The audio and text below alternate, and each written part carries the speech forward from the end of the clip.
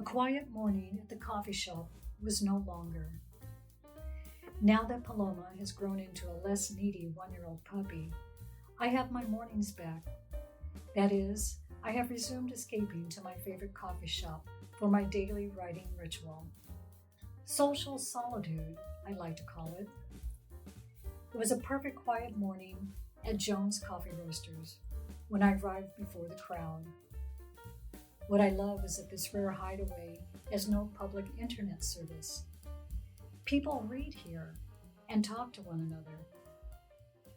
To set the scene, only 2 other patrons were in the spacious parking lot turned covered patio that is now a permanent COVID-era fixture. A man in his 60s sat at a table with a small stack of books.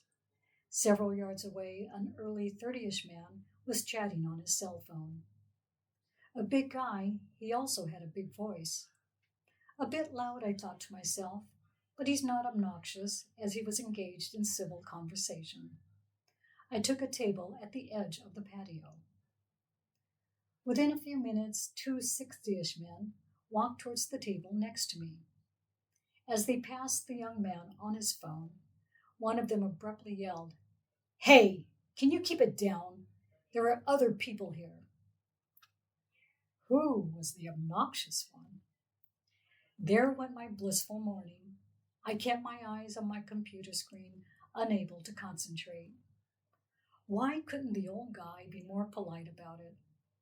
By the way, I can call him old because there is no doubt the 2 of us are in the same age bracket. Did he assume the young man was arrogant and thoughtless? Of course, so he carried on his rant. The young man turned out to be a class act.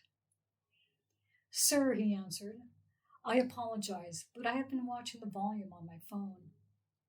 But that wasn't enough for the old guy. He proceeded to mouth off. I looked up to witness this exchange. Suddenly, I heard myself under my breath. I can't believe this. The young man proceeded to say that he was speaking to his father. "Well, tell your father hello," the smartass answered back thoughtlessly. And the old guy's friend sat quietly in his seat, poker-faced, taking no sides. I was about to lose it, but stared back at my screen and took a deep yoga breath. The young man then stood up and approached the 2 men. He towered over their table. Uh-oh. By this time, any other man or woman might have punched the guy.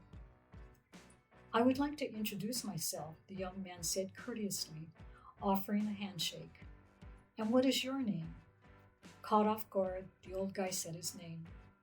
The young man turned to the old man's friend to also introduce himself and to shake his hand.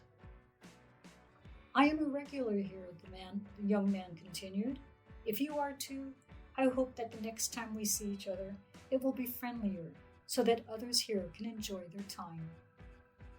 "Good for you," I couldn't help saying out loud to the grown-up amongst them. "Bravo." The young man then walked away and left the coffee shop. I was tempted to put the old man in his place. "What's the matter with you?" But I had already said enough, so I went back to my writing. Oh, how things came full circle so quickly. Within a few minutes, a young couple took the table right next to the old man and his friend. In the stroller that they parked next to the table was their active and very vocal toddler. The old man said nothing.